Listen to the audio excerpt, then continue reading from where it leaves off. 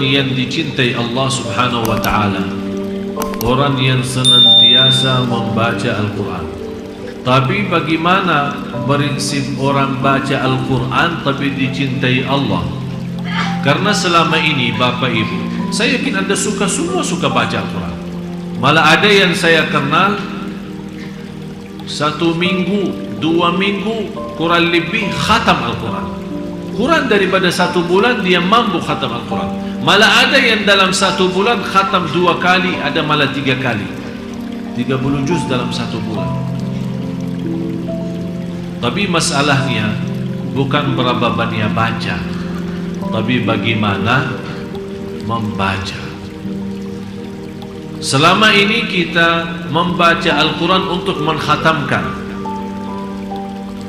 Tapi yang saya minta kali ini agak sedikit kita rubah. Bagaimana saya bisa baca Al-Quran tapi saya mendapatkan Allah mencintai saya? Yang pertama, saat kita baca Al-Quran harus Anda rasakan Allah bicara sama Anda langsung. Allah bicara sama kamu. Ya ayyuhalladzina amanu, hei orang, yang dimaksud siapa? Saya. Rasakan. Ittaqullah, berarti Allah mau berbicara sama diri kita sendiri. Itu yang perlu dirasakan saat kita membaca Al-Quran. Dan kita selama membaca Al-Quran, kita merasa, kata ulama, kalau mau berbicara sama Allah Subhanahu wa Ta'ala, salat. Tapi kalau Anda mau mendengar Allah berbicara, baca Quran. Kalau Anda mau mendengar Allah yang berbicara, baca. Karena ini Al-Quran kalam Allah. Kalam Allah langsung.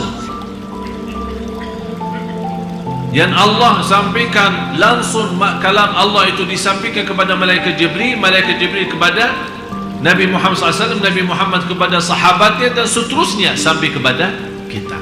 Jadi yang ingin berbicara sama Allah, salat, hadap Allah, bicara, silahkan. Tapi yang ingin mendengar Allah yang berbicara, baca Al-Quran. Jadi saat Anda baca Al-Quran, Bismillahirrahmanirrahim, Anda rasakan mendengar kalam Allah. Jadi jangan Anda hanya membaca. Ada seorang membaca hanya lewat mata, tidak akan bisa rasa. Kenapa? Apa manfaatnya suara? Suara agar didengar oleh, kenapa didengar oleh telinga sendiri? Kalau ada syaitan mengganggu kita, lari. Dia tidak bisa, karena ada suara keluar. Syaitan terganggu. Bukan syaitan yang mengganggu, malah dia yang terganggu. Berarti akan melarikan syaitan dari suara bacaan kita. Kalau sudah syaitan lari, berarti kita akan mampu fokus dan lebih nikmat bacaan kita. Yang kedua, saat kita mendengar sendiri bacaan kita, rasakan Allah yang lagi menyampaikan bacaan itu lewat telinga kita. Karena telinga itu salah satu makhluk Allah. Ada seorang punya telinga tapi tidak bisa mendengar. Ada orang punya mata tapi tidak bisa melihat.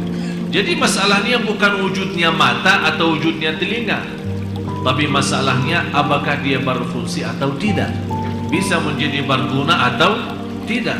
Bagaimana kita bisa mengaktifkan segala tubuh badan kita saat membaca? Begitu caranya. Yang pertama, Anda baca karena Allah lagi berbicara. Yang kedua, Anda membaca Al-Quran, semua berbicara itu yang dimaksud adalah diri kita. Yang ketiga, itu yang terindah dalam bacaan Al-Quran, setiap kita baca ada rasa saya tidak mau berhenti, karena saya lagi nikmati dan merindukan mendengar kalam Allah, mendengar bicaraan Allah sama saya. Jadi begitu Anda baca, jangan Anda punya bayangan dan pikiran gampang mau selesai.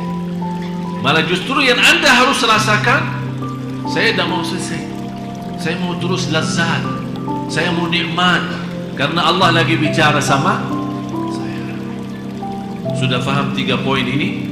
Itu namanya membaca Al-Quran. Dan 3 hal ini baru akan Allah mencintai